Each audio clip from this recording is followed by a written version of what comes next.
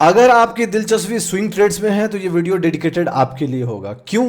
काफ़ी टाइम बाद इस वीडियो में हम एक ऐसे स्टॉक के बारे में बात करने जा रहे हैं जो मुझे अच्छा दिख रहा है और मुझे ऐसा लगता है कि उस स्टॉक में पोटेंशियल है स्विंग ट्रेड्स में कुछ अच्छा करने की। करेगा या नहीं करेगा वो तो वक्त की बात है। कौन सा स्टॉक है ये आपको बाद में ढूंढने की कोशिश खुद से करनी है, क्योंकि हम उसका नाम नहीं बताने जा रहे हैं, हम उसकी प्राइस भी नहीं बताने जा रहे हैं। क्यों? क्योंकि आपको पता है कि सेबी का रूल है और सेबी के रूल के हिसाब से हम आपके सामने को आपको स्टॉक का टिप या रिकमेंडेशन नहीं दे सकते। मैं यहाँ पे आपको ये बताने जा रहा हूँ इस वीडियो के थ्रू कि मैं उस स्टॉक को क्यों देख रहा हूँ, मैं क्यों खरीदने की सोच रहा हूँ, एनालिसिस उसके पीछे क्या है वो मुझे समझाने की कोशिश है। बाकी चार्ट्स के बारे में मैं डिस्कस करूंगा, उसके टेक्निकल्स के बारे में डिस्कस करूंगा, रीजंस बताऊंगा कि मैं उसको क्यों खरीदना चाह रहा हूँ। वो सब आप देख के सीख सकते हैं। बाकी ऑप्शंस बीच में आपको लगेगा, आप चार्ट को देख के पहचान पाइएगा तो आप कमेंट सेक्शन में उसका नाम बताइएगा, कोई ना कोई उसको बता देगा आपको कि हाँ यही स्टॉक है, तो आपको लग जाएगा, जाके आप खुद देख के सीख सकते हैं। ब्लाइंडली हमारे कहने पे मत मानिएगा। मार्केट्स, एक चीज़ आपको समझना पड़ेगा वो ये है कि जो ओवरऑल मार्केट चल रहा है अभी के टाइम पे वो बहुत बढ़िया नहीं चल रहा है। मैं पिछले 2-2.5 महीने में स्विंग ट्रेड्स ऑलमोस्ट ना के बराबर लिया हूँ। क्यों? बिकॉज जैसे ही आप लेते हैं वो स्टॉप लॉस हिट हो जाता है। तो पिछले 4-5 महीने से इनफैक्ट स्विंग ट्रेड्स का मार्केट नहीं रहा है। अगर आप हमें फॉलो कर रहे होंगे तो आपको बहुत क्लियरली पता होगा कि अगस्त महीने के एंडिंग में ही मार्केट अपडेट्स के वीडियो में और चार्ट ऑफ द वीक के वीडियो में बोलता था कि भाई मेरे स्टॉप लॉस हिट हो रहा है और मेरे back to back stop loss hit भी हुए थे। तो जब आपका मार्केट्स में stop loss back to back hit होने लग जाता है तो वो कुछ इंडिकेट करता है। मुझे वो यही इंडिकेट कर रहा था कि स्टॉक चल नहीं रहा है, और मैं उसमें वीडियो में बोल भी रहा था कि दोस्त निफ्टी नहीं गिर रही है लेकिन मुझे ऐसा लगता है कि स्टॉक्स नहीं चल रहा। और बाद में फिर निफ्टी गिरने लग गया। सितंबर के महीने के बाद से हम देख रहे हैं कि निफ्टी गिर रहा है और अभी तक गिर ही रहा है, कंटिन्यूअस गिर रहा है। Small cap index, mid cap index 20-20% से ज़्यादा गिर चुके हैं। इनफैक्ट स्मॉल कैप इंडेक्स तो 24% भी गिर चुका है। निफ्टी खुद ही 14.5% के आसपास गिर चुका है, थोड़ा और गिरेगा तो 15% से नीचे चला जाएगा। ऐसे मार्केट्स में बहुत कम ऐसे स्टॉक हैं जो काफ़ी स्ट्रांग हैं। हमारी कोशिश होती है कि जब भी मार्केट्स में कुछ चल रहा हो, irrespective of the market condition, हम स्टॉक को स्कैन करें, देखें, समझे, जाने की सबसे स्ट्रांगेस्ट नाम क्या है। तो मेरी कोशिश वही रही है, आने वाले टाइम में और कोशिश है। उसका फ़ायदा क्या होता है? उसका फ़ायदा ये होता है कि आपके पास एक ऐसा वॉच लिस्ट हो जाता है जिस वॉच लिस्ट में सबसे स्ट्रांग नाम्स होते हैं जो उस समय के मार्केट को सर्वाइव कर रहे होते हैं, और बाद में अगर उसमें राइट एंट्री मिल जाए तो एक सही मौका मिल जाता है खरीदने का। कोई भी जो प्रोफेशनल है वो एग्जैक्टली यही करता है, आपको ये समझने की ज़रूरत होगी।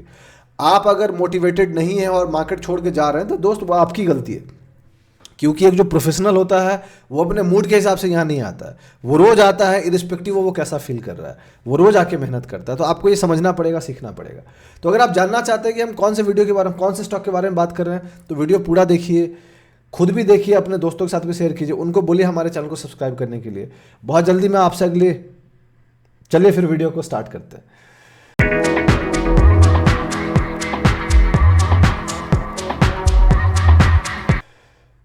कैसे हैं आप लोग? मेरा नाम ब्रजभूषण है और मैं आप लोग का स्वागत करता हूं आप लोग के अपने चैनल पे जिसका नाम है ट्रेड विद भूषण। जैसा कि आप जानते हैं कि वीडियो में मैं एक स्विंग ट्रेड के बारे में बात करने जा रहा हूं जिसको मैं खुद खरीदने की सोच रहा हूं। तो आगे बढ़ने से पहले मैं आपको 2 चीज़ बता देना चाहता हूं। पॉइंट नंबर 1, मैं से भी रजिस्टर्ड नहीं हूं। जो भी मैं बात कर रहा हूं इस वीडियो में वो लर्निंग पर्पज है, कोई टीपीआई रिकमेंडेशन नहीं है। आप ब्लाइंडली मेरी बात को मत मानिएगा। आपको जो भी करना है अपने रिसर्च एनालिसिस कीजिएगा, सब कुछ कीजिएगा, अपना रिस्क मैनेजमेंट कीजिएगा, जानिएगा, समझिएगा कि आप क्या कर रहे हैं, उसके बाद ही आप किसी चीज़ को फॉलो कीजिएगा, वरना मत कीजिएगा। हम जैसा बंदा वीडियो बनाता है ताकि आप सीख सके, जान सके, that is the goal. Point number 2, आपको कोई फाइनेंशियल डिसीजन लेने हैं उसके लिए अपने फाइनेंशियल एडवाइजर को जरूर डिस्कस कीजिए, बिकॉज वो सही लोग होंगे आपको एडवाइस करने वाले।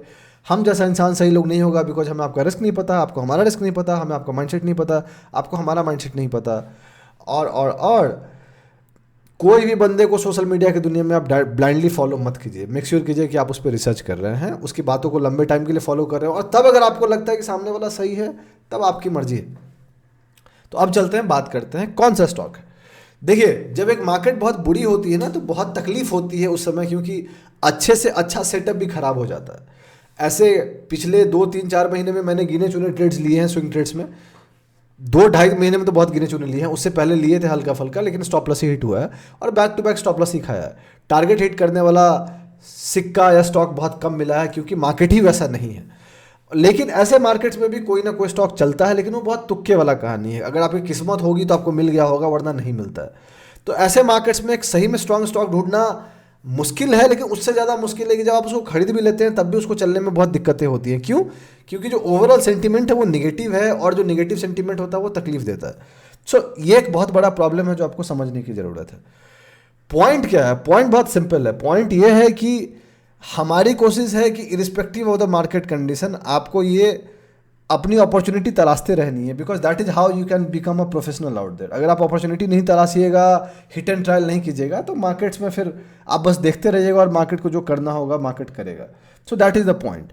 ठीक है, तो चलते हैं चार्ट्स पे और फिर बात करते हैं। तो ये रहा वो स्टॉक का चार्ट जिसको मैं देख रहा हूँ। इसको मैं क्यों देख रहा हूँ, इसके पीछे आपको बहुत क्लियरली वजह समझ में आ गया होगा, उसको मैं डिटेल में डिस्कस करूँगा।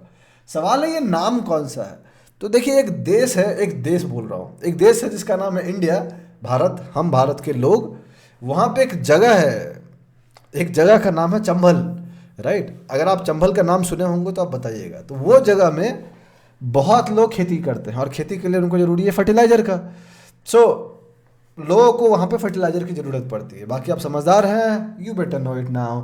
सो वहाँ के लोग काफ़ी अच्छे हैं, ठीक है, और कहते हैं कि वो जगह काफ़ी फेमस भी था, अपने रीजन्स के लिए फेमस था। मैं नहीं जानना चाहूँगा क्यों फेमस था।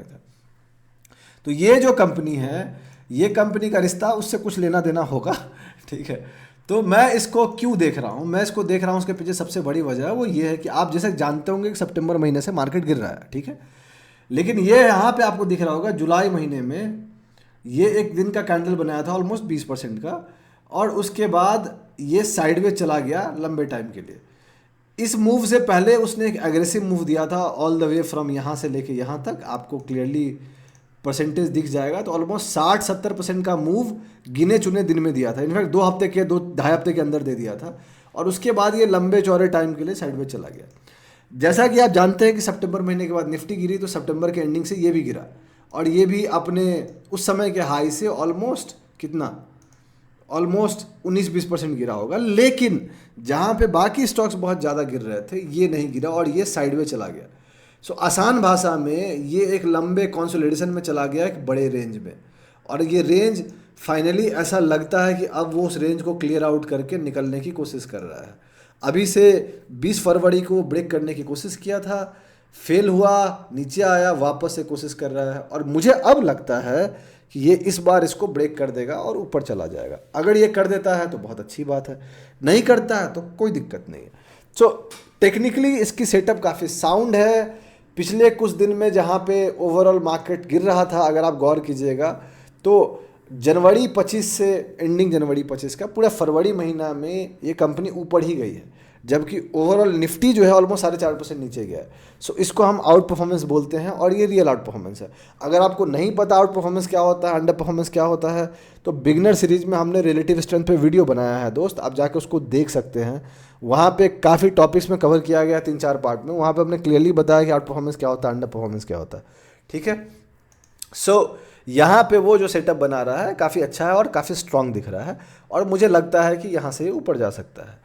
कुछ और डिटेल्स अगर बात की जाए तो अगर आप इसका परफॉर्मेंस देखिएगा, आउट परफॉर्मेंस इस हद तक है, 10 साल में 764% का रिटर्न दिया है, 5 साल में 263% का रिटर्न दिया है, 2 साल में 105% का रिटर्न दिया है, 1 साल में 53% का रिटर्न दिया है, जहाँ पे निफ्टी ने 1 साल में कोई भी रिटर्न ऑलमोस्ट नहीं दिया है, निगेटिव रिटर्न दिया ऑलमोस्ट। 6 महीने में 10.86%, 6 महीने में मार्केट निगेटिव रिटर्न दिया है, 3 महीने में 17.74% रिटर्न, आप जानते हैं मार्केट निगेटिव रिटर्न दिया, 1 महीने में 13.74% रिटर्न, जानते हैं कि मार्केट निगेटिव रिटर्न दिया, 1 वीक में 5%, 1 दिन में 4%।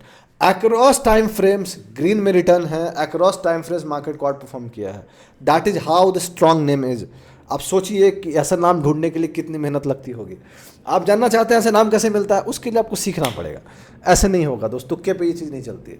तो मैं क्या करने जा रहा हूँ, मैं बहुत सिंपल सा करने जा रहा हूँ कि मैं एक सर्टन अमाउंट ऑफ पैसा डाल के देखूंगा कि ये कैसे काम करता है, और अगर ये सही में स्ट्रांग हुआ तो बाद में मैं पिरामिड करने की सोचूंगा।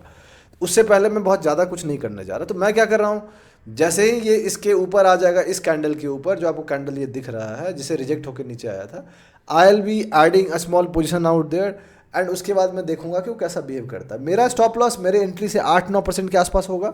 मैं उतना स्पेस दूंगा उसको देखने के लिए कि वो सर्वाइव करता है या नहीं। अगर करा तो ठीक है, नहीं करा तो कोई बात नहीं, मेरा स्टॉप लॉस हिट करेगा और बाहर चला जाएगा।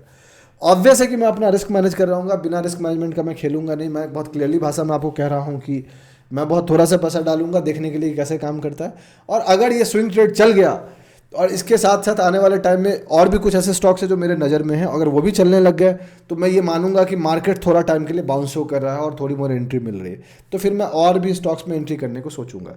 अगर आप चाहते हैं कि हम और भी स्टॉक्स को कवर करें तो उसके लिए आप कमेंट सेक्शन में बताइएगा कि हाँ भाई आप कवर करना अगर आप खरीदते हो तो, एंड हम सोचेंगे वीडियो बनाने का। अगर मिनिमम 10 कमेंट आते हैं 10 अलग अलग लोगों से तो हम सोचेंगे फिर और वीडियोज बनाने का। नहीं तो किसको शौक चढ़ा है इतना मेहनत करके आपके सामने वीडियो लाने का। बाकी नॉर्मल वीडियो तो लाया जा सकता है, उसमें क्या दिक्कत। कहानी बहुत सिंपल है दोस्त। मेरा कोशिश है आपको ये समझाने का कि respective of the market condition आपको अच्छे स्टॉक्स भी मिल सकते हैं। अगर आप ढूंढने की कोशिश कीजिएगा, तलाशी कीजिएगा तो मिलेंगे, नहीं ढूंढिएगा तो नहीं मिलेंगे, ठीक है। मार्केट्स कैसा भी हो अपॉर्चुनिटी रहती है, ढूंढना है, कोशिश करते रहना है, लगे रहना है, हार नहीं माननी है। हार नहीं मानूंगा, रार नहीं ठानूंगा, सुने हैं ना आप, यही है। तो यही है टोटल कहानी दोस्त इस वीडियो को लेके। अगर वीडियो आपको अच्छी लगी है तो आप लाइक कीजिए, सब्सक्राइब कीजिए चैनल को, सपोर्ट कीजिए हमें, अपने दोस्तों के साथ शेयर कीजिए, उनको बोलिए हमारे चैनल को सब्सक्राइब करने के लिए। बहुत जल्दी मैं आपसे अगले वीडियो मुलाकात करूंगा, तब तक के लिए अपना ध्यान रखें, अपने घर वालों का ध्यान रखें। शुभ रात्रि, चीयर्स।